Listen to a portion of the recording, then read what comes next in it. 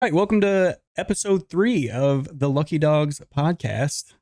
We're going to be completely transparent with you. We started this already, and I messed it up. So we have special guest Scott Bailey, the winner of the Daytona 250 in the iNRS Cup League. Obviously, we have Jake and Joe. We don't have Eddie today. His work schedule kind of conflicted with the podcast, so we're running a little behind, but we're gonna try to stay up to date on all the races and keep everybody informed as much as possible. So Scott, welcome. Congratulations on your win. If you'd like to introduce yourself and talk about Yeah. your introduction Yeah, to thank iRacing. Sorry. sure. No, appreciate you guys having me on.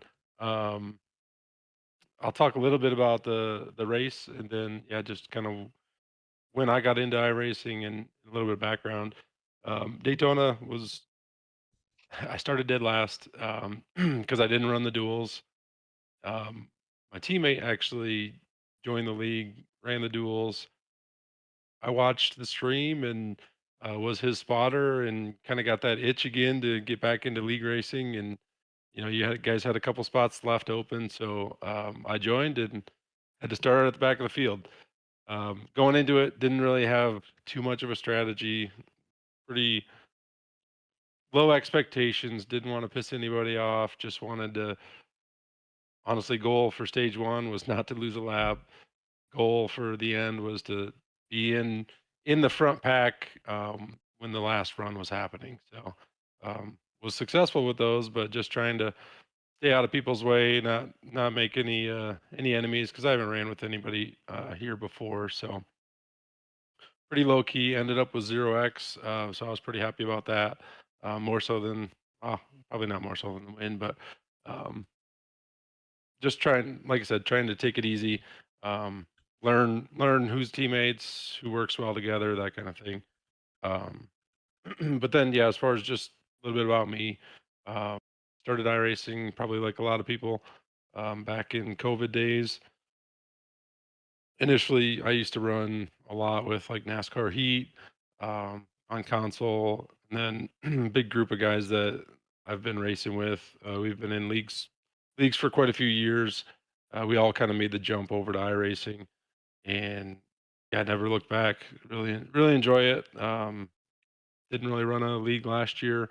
Just got busy with life and kind of got the itch to get back into it, and lo and behold, I won it. So I would say there's a lot of luck involved, but uh, it was a lot of fun too. So Well, appreciate you guys having me. absolutely. It was a pretty good welcome back to iRacing, I guess. Yeah, I didn't go away. I just haven't been league racing for a while. I hear you. I think even Jake and Joe, like, this is kind of our thing now. Like, we still run a few officials here and there, but the league stuff is just so fun. We've met so many people here, and a lot of them are great guys. We become friends with a lot of them. So you stick around for the whole season, you know, you'll meet some people and make some new friends, hopefully. Definitely. Yeah, that's definitely my plan. That's how I've approached pretty much all of the leagues that I've been in is just trying to get to know the people and how they race. I try and treat people with respect as much as I can, as long as they do that back. And yeah, I usually tend to have a good time and meet some new people and yeah, have fun. Absolutely. So Joe, let's hear about your race. Yeah. I mean, if you guys watched the broadcast, I was the caution causer towards the end. Um, I was too busy looking at my rearview mirror and may or may not have ran over a teammate while we were 1-2. And then I got hit with the karma shovel pretty hard in the face on the last restart, and I just fell back, couldn't do anything, couldn't pass nobody, just got landlocked in the bottom line. And I think I just came home in 11th after everybody died in the wrecks. Other than that, typical Daytona race for me, just riding around and never getting up to the front. So, He did I mean, for a little bit. you did get to the front. Yeah, for a little bit. Yeah. Right on the yeah, until I ruined it. But that's okay. Got to get the rust knocked off and be a good teammate for the rest of the year because it's contract season. But yeah, looking forward to this week. Yeah, I felt for you. I was obviously taken out pretty early. I think like lap 30. We were just cruising around in the back. I was with Zach Carter in the 5. We were just trying to stay alive, make something happen, survive till the end, and then maybe go for top 10 or top 5 or something.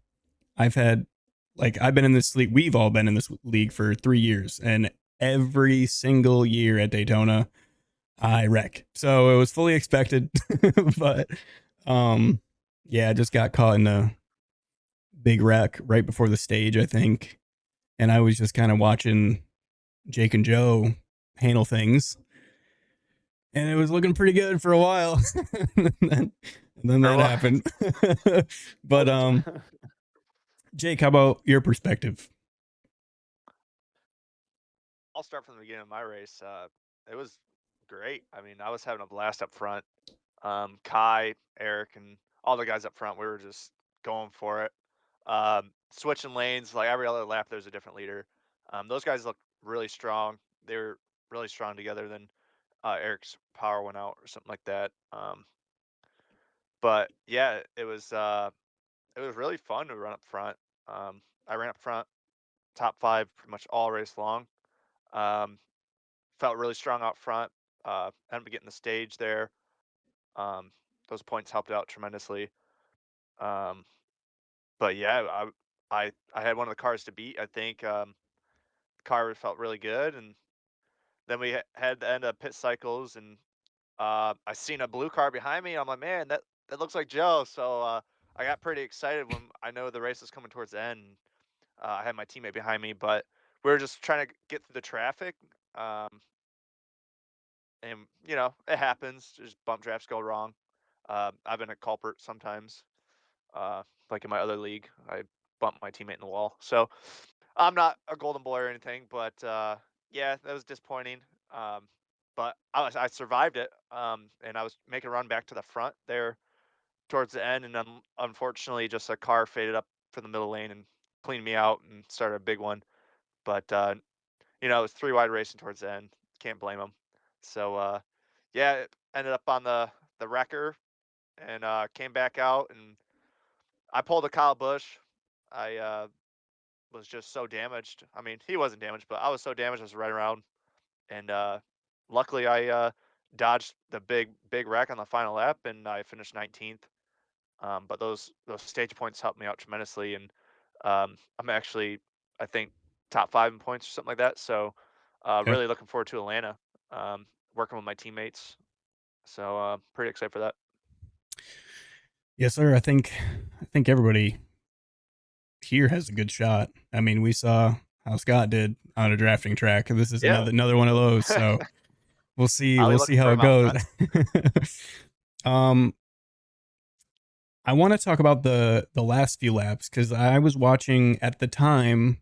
Jake and Joe had already kind of had their issue and went to the back. So I was just trying to find the car on the team that was running the best, and it happened to be Zach Carter, who is one of the first guys to tell you he thought he was going to be out in 10 laps. So I was really excited to see him up there. He was leading for a minute, and then I can't remember what happened. He got like a bad push or something and ended up on the apron and saved it for the most part. Didn't really wreck the car, but took him out of winning contention. What did the last few laps look like for you, Scott? I honestly did not really expect much out of the last couple laps because I knew nobody. I had worked with Daryl a little bit and Kai, but I wasn't up front all race. I kind of had to work my way up there, eventually got up there.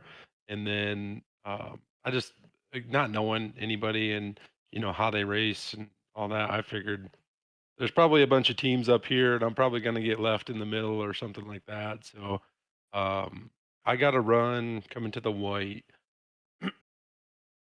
on the outside lane, and I ended up taking Daryl 3 wide. And the only reason I did that is because I figured I'd get left out, so I wanted to try and get as far forward as I could. For when I did get left out, I could at least maybe finish top 5. Um, so I went around him on the outside and then got ducked down in front of him, and he actually stuck with me. He pushed me out to the lead, and then once they got 3 wide behind us, I think it was on the backstretch or maybe into 3, it kind of stalled everybody out. And then nobody had a run. I didn't even really have to cover a big run or anything, so I was kind of surprised by that. But just trying to put myself in the right spot at the right time to hopefully have a shot. Again, wasn't really expecting a win just because I didn't really have any teammates or anybody I had worked with prior up there, but it turned out. So Yeah, can't complain about that. For sure. Yeah, not have to block at the end to the finish line. We'll take that. That's a dream. I've never got dream that right lucky there. in my life. pushed I think I pushed Joe to a couple at a super speedway, but never Yeah. never been in that position. I don't know if we want the 28 on anybody's bumper this week. Joe, Jake, do you have any questions for Scott? Yeah. With the new playoffs switching, did you feel like the old playoffs, the win and in, was your best way of maybe getting into the championship? I know you said you weren't in leagues for last year, but maybe you're more apt to the playoffs, or are you liking the new chase format, thinking that's a better chance for you to win the whole thing? yeah, I mean, I actually prefer the chase format. I've never liked one race because I've lost many championships on one race. I've won a couple as well, but um, I actually honestly prefer the mile and a halves. Mile and a halves, some short tracks are kind of where I prefer to be at, just because I think you can get nice and spread out, get good green flag runs. And now I think with the way the the chase format is, I think you're going to see less aggression, just because a top 5 is still very valuable. You don't need to win, every week, Right. uh, or you don't need to get those bonus points. You don't need to lock yourself in with just a win. So I think you'll have a little bit less desperation, at least in my opinion. So I prefer the chase format. I think the most deserving champion comes out of that rather than a one race deal. Yeah, I I for sure agree. agree Yeah. with you there. Yeah, I think big that's time. almost exactly what we said in the first episode, like to a Yeah. T. Like that sums it up Yeah. perfectly. But yeah, I mean, you got a pretty good head start, so hopefully you can keep it up and stay in that top 16, I believe. And yeah, I think you got a shot at it, especially with all the miles and halves you like. But yeah, Jake, you got any questions? Yeah. So we're going to Atlanta. Oh, you said you haven't done any league racing last year, but have you tried the new pit entry, and how do you think that's going to affect the race? I mean, um, I'm not 100% sure. I think we used it last year, Yeah. but We did. how do you think it's going to affect your race, and how do you attack pit road? That's a great question. It is a wild entry because there is no speed limit. Even though you got to be below the line, there's not a speed limit down there until you get to the line at pit entry. So I think you're going to see people push it and spin out going to pits. So I think it will probably be on the backside of pit strategy, just because you're at a mile and a half. So you're going to go down a lap. You got a longer pit road, and there's a huge potential for people to spin out and come back up on track, um, with the way that pit is set up. So I just think, at least I'm very conservative with my strategies usually, and my race style. So I think I will probably err on the side of just being late in the pit cycle so I don't catch myself a lap down or something like that. Yeah, I think that's the way to go. I think few people used that strategy last year and definitely gained some spots, some track position to get there at the end. But yeah, I think that would be a great strategy. I'm not sure what we'll do yet, but can't let the cat out of the bag. So thanks for letting us know your strategy. But no, yeah, it seems like it's a pretty good idea there. Yeah, I don't know. I ran a couple fixed races today and yesterday just to kind of feel how the Cup car handles with the new tire package and aero package. It's pretty tight. You get in traffic and that thing starts wandering up after about 20 laps or so. You burn up the tires and it gets very tight. So it's going to be I figured. a lot of close racing, and pit entry is gonna. I can guarantee pit entry is gonna catch a few people off guard. I don't think. I was actually watching a race last night, and I don't know if NASCAR still uses the same rule. I think they might have got rid of it, but before it was, I think it was a couple years ago. At the pit entry going into 3, you had to be down to 90 mile an hour at the cone, and then you had to be at 45 at pit lane, and that threw a bunch of people off. I don't think we do that in our league because that would be terrible. that would be awful. But there was a couple people who were getting down to 45 at turn 3, and then people were slamming into them. So I'm glad we don't do that.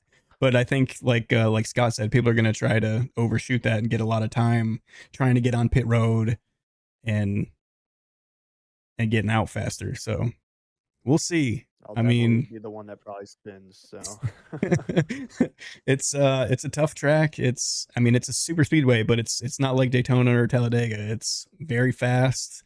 It's pretty close racing. There's room for 3 wide, but it's very, very dangerous, and the top side struggles. You kind of have to own the bottom, be a bottom feeder like Kevin Harvick used to do. But we'll see.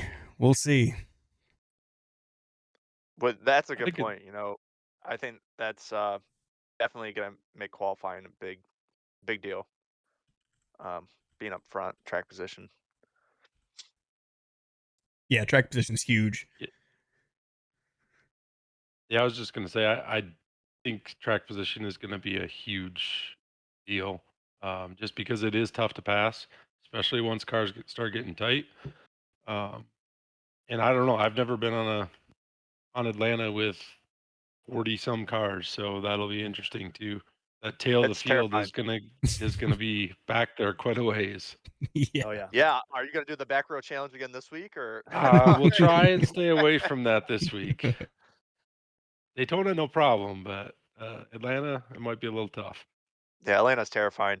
Hands down, one of the most scariest tracks. Even too wide, like Corey was saying, the car gets super tight. So I don't know how much passing there'll be. Probably passing wrecked cars, but just gotta keep it out of the wall. And we don't allow going below the line in the tri-oval, right? Nope. Even in Not in the league even in Not qualifying? even in qualifying. Okay. at all. You can't do it at all. I'm sure they'll clarify that before the race starts, but I think you could dip a tire or two, like while you're racing. Just you can't put your whole car into there. Like, yeah. But yeah, I think that's gonna throw a wrench in there too. But I mean, we have a few years of this track under our belts, so Still makes that tri-oval sketchy when you try not to hit that red line. Oh yeah, yeah. that thing. It makes it more sketchy, and it already is sketchy. So Then when you're sitting on the outside and somebody's on the tri-oval, you don't know how far they're going to come up. Oh, yeah, they come all Yep. the way up. It's terrifying. Oh, okay. Terrifying. Oh, Eddie just popped in chat. I got to see if he's got any questions for you. Oh, He snuck in here.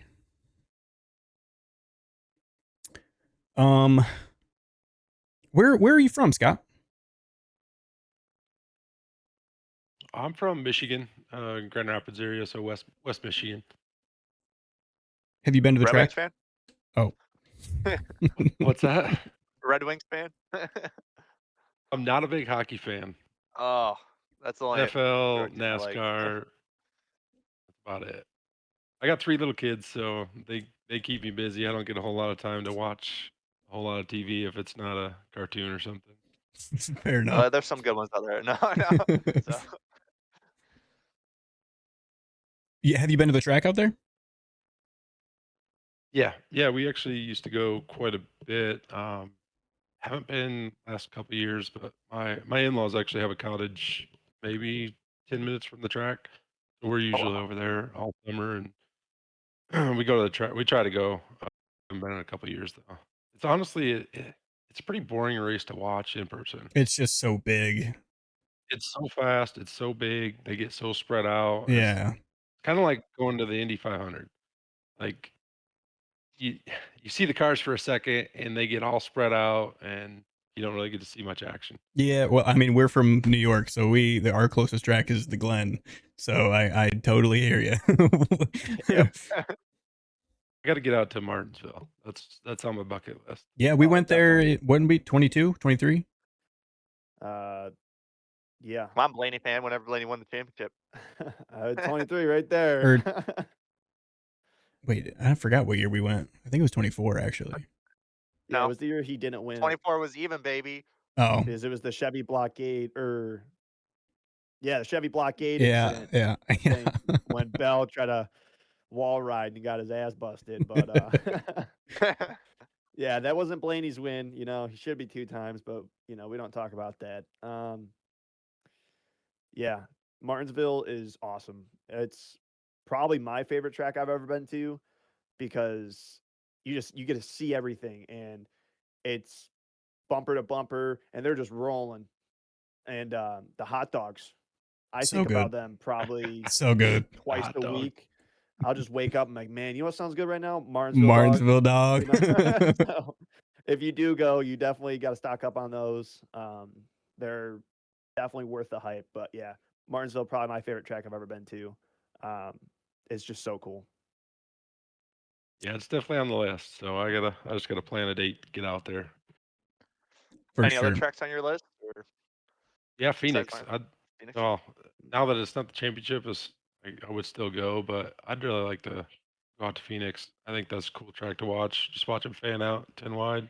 They've also updated it so much. Like Phoenix was the first track I ever went to. I used to live in Arizona, so that was the first NASCAR track I ever went to.